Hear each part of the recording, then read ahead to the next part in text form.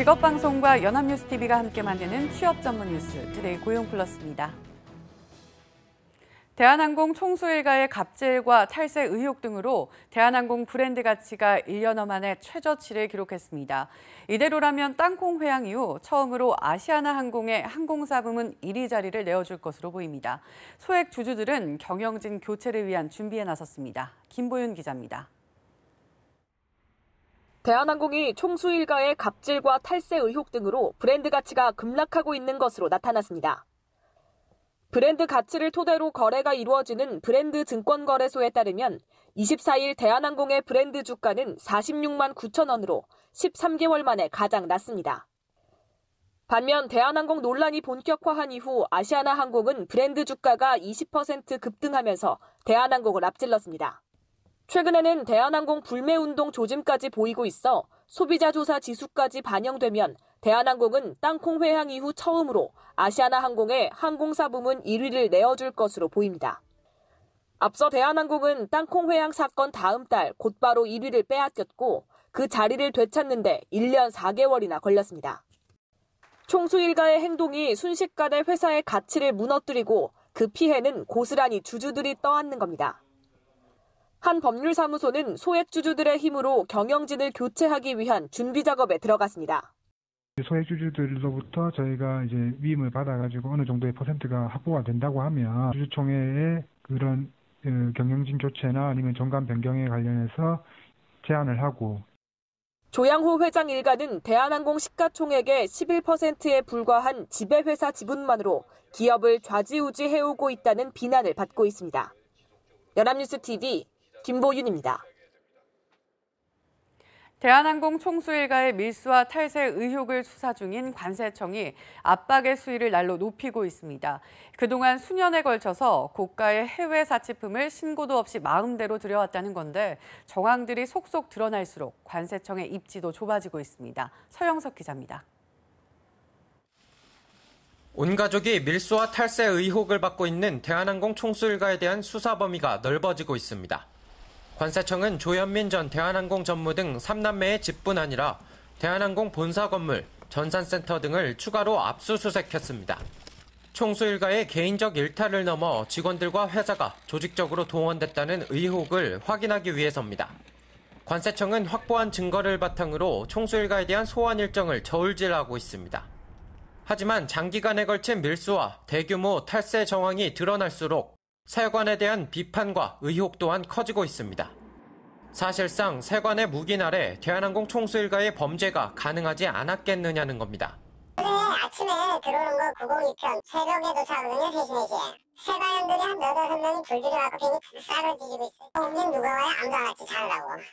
최근 논란이 불거지자 세관은 부랴부랴 정상 업무를 수행하기 시작했습니다. 소 잃고 외양간 고치는 격인데 대한항공이 정기적으로 세관 직원들을 관리해왔다는 의혹에 대해선 아직까지도 뚜렷하게 규명되지 않고 있습니다. 연합뉴스TV 서영석입니다. 최근 한류 열풍에 힘입어 해외에서도 한국산 채소가 인기를 끌고 있습니다. 하지만 상추 등 잎채소는 빨리 시들어서 수출하기가 쉽지 않은데요. 국내 연구진이 채소를 오랫동안 신선하게 유지하는 기술을 개발하면서 선박 수출길이 활짝 열리게 됐습니다. 정선미 기자가 전해드립니다. 싱싱한 상추와 깻잎이 플라스틱 용기에 차곡차곡 담깁니다. 그 후 투명한 비닐로 씌우는데 이러한 포장 과정에는 특별한 기술이 숨겨져 있습니다. 채소는 수확한 다음에 살아있기 때문에 숨을 쉬는데 숨을 쉴 때 나오는 유해 물질들이 있습니다. 숨쉬는 필름과 용기를 적용을 하면은 그 유해 물질들을 제거함으로써 신선도를 2배나 3배 연장을 할 수 있게 된 겁니다. 최근 농촌진흥청은 채소 수확 후 신선도를 3주간 유지하는 기술을 개발했습니다. 그리고 싱가포르의 선박을 통해 상추와 깻잎, 풋고추와 애호박 등 7가지 채소를 수출하는 데 성공했습니다. 채소를 저렴한 비용으로 수출할 수 있는 길이 열린 겁니다. 과거 이제 해외 수출 때 이제 항공 운송에 이렇게 많이 의존했었는데요. 이제 선박 수출로 이렇게 전환되면서 물류비를 대폭 절감시킬 수 있었고. 농민들의 수익도 늘어날 전망입니다. 아무래도 소득 향상이 첫 번째겠죠. 국내 시장에서 판매되는 것보다 수출을 하게 되면 국내 시장 단가보다는 한 3분의 1 이상 더 받을 수 있으니까. 농촌진흥청은 앞으로 선박 수출이 가능한 채소 종류를 늘리고 수출 국가도 확대할 계획입니다. 연합뉴스TV 정선미입니다. 창업자들은 창업할 때 자금 확보가 가장 어렵다고 생각하는 것으로 나타났습니다. 중소벤처기업부와 창업진흥원이 지난해 실태조사를 한 결과 2009년부터 2015년도 사이에 설립된 창업 7년 이내인 기업은 200만 1,600여 개로 조사됐습니다. 세워진 지 1년인 창업기업이 26%로 가장 많았고 창업 연령은 40대 비중이 가장 높았습니다.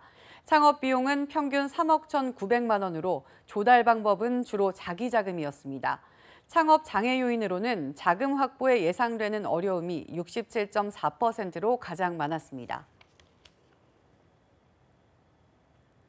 군산, 거제, 통영 등 조선업 구조조정의 직격탄을 맞은 지역에서 취업자가 큰 폭 감소한 것으로 나타났습니다. 통계청의 지역별 고용조사를 보면 지난해 하반기 이들 지역의 취업자는 재작년과 비교해 2만 명 수준 줄었습니다. 군산에서 3,000명, 통영에서 4,000여 명 줄었고 거제에서 13,000명가량 감소했습니다. 특히 광업, 제조업 취업자가 12,000명 이상 줄며 조선업 구조조정 여파로 인한 고용 충격을 실감케 했습니다. 현대자동차 지분을 가진 미국계 헤지펀드 엘리엇이 현대모비스와 현대차를 합병해 순이익 절반을 배당하라고 제안했습니다. 지배구조 개편안이 미흡하다며 본색을 드러낸 건데 뜻대로 실현될지는 미지수입니다. 박효정 기자입니다. 미국계 헤지펀드 엘리엇이 현대차와 현대모비스를 합병해 지주사로 전환하라고 요구했습니다. 엘리엇은 한국 시간으로 23일 별도 개설한 홈페이지에 현대 가속화 제안을 발표하고 현대차와 현대모비스를 합병해 지주사로 전환하고 순이익의 40에서 50%를 배당할 것을 제안했습니다. 현대차의 지배구조 개편안대로 분할 합병이 이뤄지면 주주들에게 상당한 세금 부담을 줄 수 있다고 주장하며 주주 수익률을 높이기 위해 자사주를 소각할 것도 요구했습니다. 재계에서는 현대차 그룹 주식 10억 달러 이상을 가진 엘리엇이 주가 띄우기에 노골적으로 나섰다고 평가하고 있습니다. 현대모비스 주가는 지난 23일 종가 기준 24만 3,500원으로 지배구조 개편안이 나온 지난 4일보다 떨어졌습니다. 현대차 그룹은 이와 관련해 주주와 투자자들에게 출자구조 개편의 취지를 설명해 나가겠다고만 밝혔습니다. 다만 엘리엇의 제안이 실현될지 여부는 더 지켜봐야 할 것이란 전망이 나옵니다. 엘리엇이 보유하고 있다고 밝힌 1조 원대의 현대차 그룹 지분은 전체 지분의 2%에도 미치지 못하는 수준이라 의미 있는 영향력을 행사하기는 어렵습니다. 리콜 등에 대비해 조 단위의 대손 충당금을 쌓아야 하는 자동차 기업 특성상 자사주 매입이나 소각에 막대한 비용을 들이기도 어렵다는 점도 이런 전망에 무게를 싣습니다. 연합뉴스TV 박효정입니다. 배우 한예슬 씨의 지방종 제거 수술 과정에서 발생한 의료사고를 둘러싸고 파문이 일고 있습니다. 철저한 조사를 촉구하는 국민청원이 진행 중인 가운데 통상적인 경우와 다른 대응을 보이고 있는 병원 측 태도도 논란이 되고 있습니다. 박현우 기자입니다. 논란은 한예슬 씨가 SNS에 수술 부위 사진과 함께 병원 측 태도를 문제 삼는 글을 올리면서부터 시작됐습니다. 여배우의 몸에 씻을 수 없는 상처를 남긴 의료진의 질타가 쏟아졌고 철저한 조사를 촉구하는 국민청원까지 올라왔습니다. 파문이 일자 차병원은 다음 날 피해 정도에 따른 보상과 원상회복 지원을 공개적으로 약속했습니다. 집도의도 과실을 인정하고 공개 사과했습니다. 좋아하시는 그런 배우한테 이런 손상을 드린 거는 정말 죄송하게 생각합니다. 그리고 또 한예슬 씨 당사자에도 다시 한번 사과의 말씀드립니다. 의료사고의 경우 이처럼 병원 측이 신속히 과실을 인정하고 사과하는 건 상당히 이례적인 상황. 실제 차병원은 지난해 7월 제왕절개 수술 도중 신생아 머리에 2cm 정도의 칼자국을 내고 석 달 뒤에야 사과문을 발표하기도 했는데 당시에도 의료사고나 과실은 인정하지 않았습니다. 의료 과실이나 사고가 의료인의 책임이다, 병원의 책임이다라고 하는 건 상당히 이례적인 거고요. 일반 환자의 어떤 문제가 사회적으로 이슈가 돼서 법을 바꾸고 정책이 개선되고 어떤 병원 문화가 개선되고 하는 거는 거의 불가능하다. 병원 측이 과실을 인정했더라도 통상적으로 의료사고는 피해자 고소 등이 있어야 조사가 진행되는데 경찰에 따르면 현재까지 접수된 고소나 고발은 없는 것으로 전해졌습니다. 연합뉴스TV 박현우입니다. 일반 음식점부터 길거리, 카페, 당구장까지 이미 모두 금연구역입니다. 7월부터 흡연 카페도 금연구역이 되면서 흡연자들이 설 자리는 사라져가고 있는데요. 흡연 장소가 줄수록 간접 흡연의 피해도 오히려 더 커지고 있습니다. 정인용 기자입니다. 금연구역을 피해온 사람들로 붐비는 서울 중심가의 흡연 부스입니다. A형 가들의 공간이지만 입구 관리가 제대로 되지 않아 주변까지 담배 연기가 퍼지기 일쑤입니다. 흡연 부스 옆을 지나다니면서 너무 냄새가 많이 나서 머리도 아플 때도 있고 그냥 지나다니면 한참 동안 불쾌한 냄새가 나서 흡연 부스의 취지를 잘 반영하지 못한 게 아닐까라는 생각이 좀 들어요. 하지만 그나마 있는 이런 시설마저 그 수가 많지 않아 조금 벗어난 골목은 담배꽁초들로 수북합니다. 흡연자들끼리 모여 커피도 마시고 담배도 피울 수 있는 서울의 한 흡연 카페입니다. 이곳은 설 자리가 사라진 흡연자들이 몰려들어 낮 시간인데도 앉을 자리를 찾기 힘듭니다. 주위 사람 눈치 안 보는 건 물론이고 흡연 부스에 비하면 확연하게 실내가 깔끔해 흡연자들에게 인기입니다. 하지만 생긴 지 1년 남짓한 이곳도 당장 7월부터 문을 닫아야 할 처지입니다. 흡연 카페는 식품 자동 판매업소로 묶여 그동안 금연구역 대상이 아니었는데 보건당국이 이를 규제하기로 한 겁니다. 밖에서도 피지 말라 그러고 안에서도 피지 말라고 하는데 그럴 거면 그냥 아예 담배를 안 파는 게 낫지 않나. 그래도 비흡연자들한테 피해 안 주려고 안에 카페 찾아가면서 피는 건데. 대안 없이 금연구역 늘리는 데만 몰두하는 금연 정책에 흡연자와 비흡연자 양쪽 모두 불만이 커지고 있습니다. 연합뉴스TV 정인용입니다. 천정부지로 오른 집값 때문에 주택시장에서 소외된 서민들에 대한 금융 지원이 늘어납니다. 특히 신혼부부와 다자녀 가구는 장기 고정금리 대출을 받을 수 있는 소득 기준을 지금보다 높여 대출받기가 좀 더 쉬워질 전망입니다. 정주희 기자가 정리했습니다. 결혼 5년 이내인 신혼부부는 부부 합산 소득이 연 8,500만 원 이하면 집을 살 때 주택금융공사에 서민용 장기 고정금리 주택담보대출인 보금자리론을 쓸 수 있습니다. 연소득 7천만 원 이하인 현 조건이 너무 까다롭다는 지적을 반영한 겁니다. 이번 조치로 4만여 가구가 혜택을 볼 전망입니다. 다자녀 보금자리론 소득 요건도 1자녀는 8천만 원, 2자녀 9천만 원, 3자녀 1억 원 이하로 높였습니다. 3자녀 이상은 대출 한도도 4억 원으로 늘어납니다.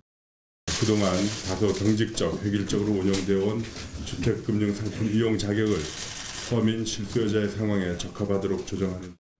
다주택자들도 쓰는 바람에 무늬만 서민대출이란 비판을 받아온 또 다른 장기 고정금리 담보대출인 적격대출은 무주택자나 2년 이내 한 채는 판단 조건 하에 2주택자만 쓸 수 있게 했습니다. 서민 전세자금 요건도 완화합니다. 주택금융공사의 전세대출 보증은 수도권 5억 원, 지방 3억 원으로 늘렸습니다. 서민용 공공임대주택까지 보증 대상에서 빠지는 문제를 해결하기 위해서입니다. 또 이 보증은 다주택자가 이용할 수 없도록 했습니다. 정부는 이 밖에 이금융권의 고금리 주택담보대출을 낮은 고정금리 대출로 바꿔주는 보금자리론도 5천억 원을 공급할 계획입니다. 연합뉴스TV 정주희입니다.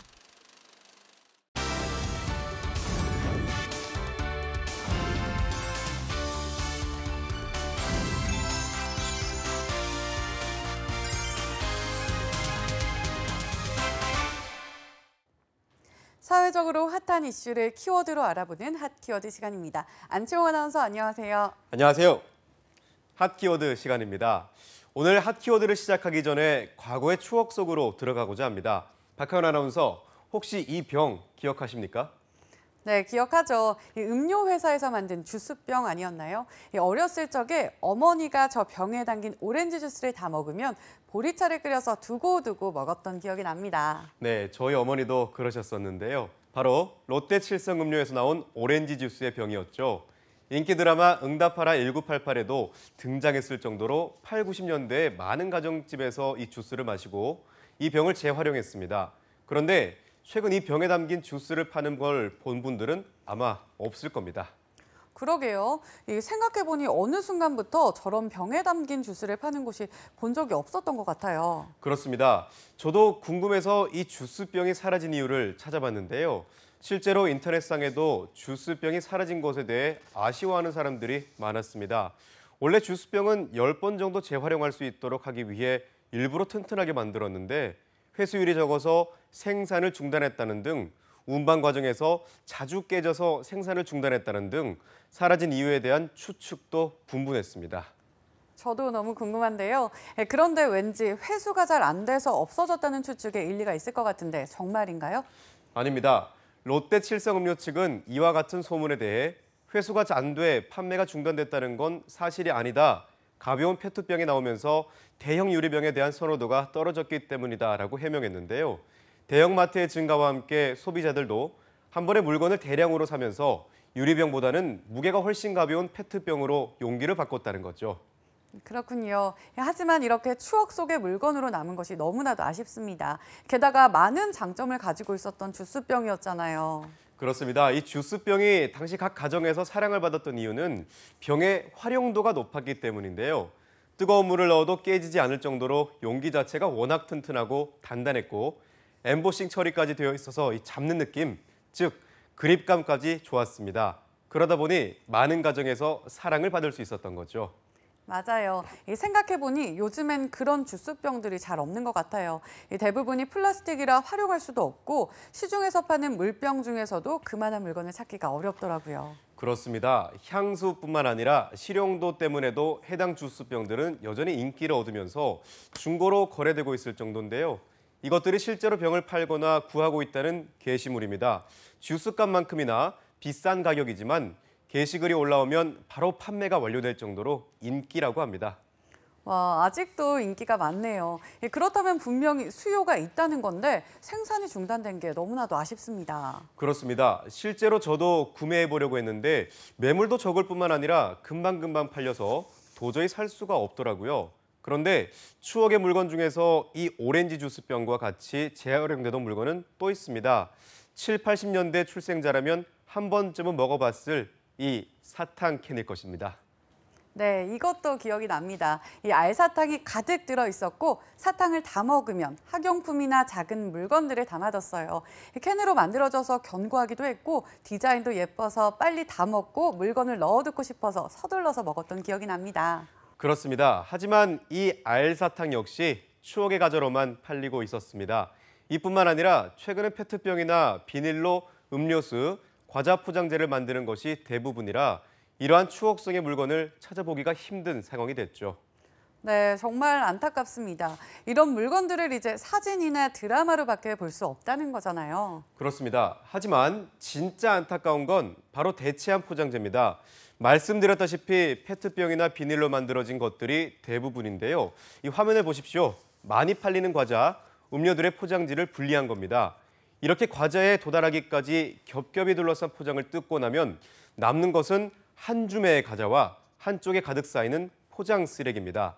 하지만 과거와 달리 재활용할 수 있는 건 아무것도 없는데요.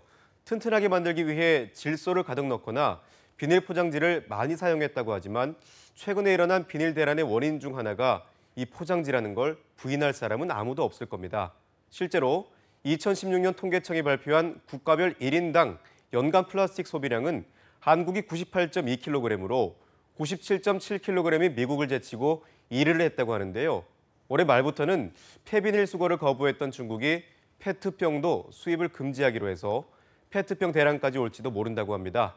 추억의 물건들이 사라져서 안타까운 진짜 이유는 바로 여기에 있는 것이죠. 네, 그렇군요. 무조건 가볍고 실용적이라 좋아했던 페트병과 비닐 포장이 결국엔 우리에게 이렇게 독이 되어 왔다는 걸 오늘 사라진 추억의 물건을 통해서 깨닫게 됐습니다. 느닷없이 찾아온 비닐 대란, 없어진 추억만큼이나 우리에게 쓰린 교훈을 남긴 것 같습니다. 늦었지만 지금이라도 추억의 주스병, 사탕통과 같은 무겁지만 튼튼해서 언제나 재활용이 가능한 포장재로 만든 제품들이 다시 부활하길 바라겠습니다. 지금까지 핫키워드 안채영 아나운서였습니다. 고맙습니다. 고맙습니다. 지금까지 투데이 고용플러스였습니다. 오늘 저희가 준비한 내용은 여기까지입니다. 함께해 주신 여러분 고맙습니다.